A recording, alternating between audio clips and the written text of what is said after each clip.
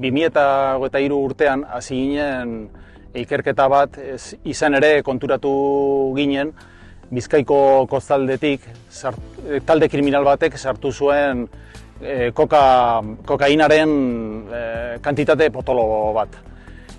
Hortik aurrera hasi ginen ikerketa eta momentu batean topatu ginen Guardia Zibilak ere ikertzen ari zirela talde berera.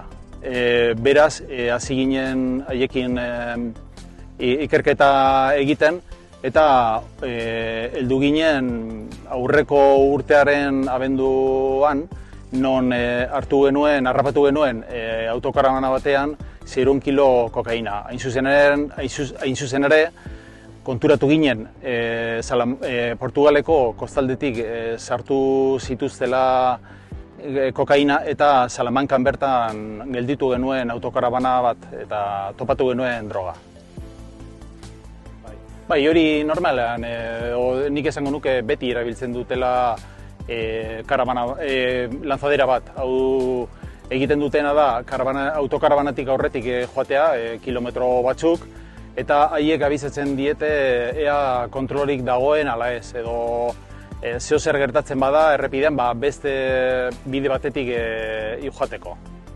Atzeman dugun materiala da 600 kilo kokaina, gero 70.000 euro eta goi mailako kotxe batzuk.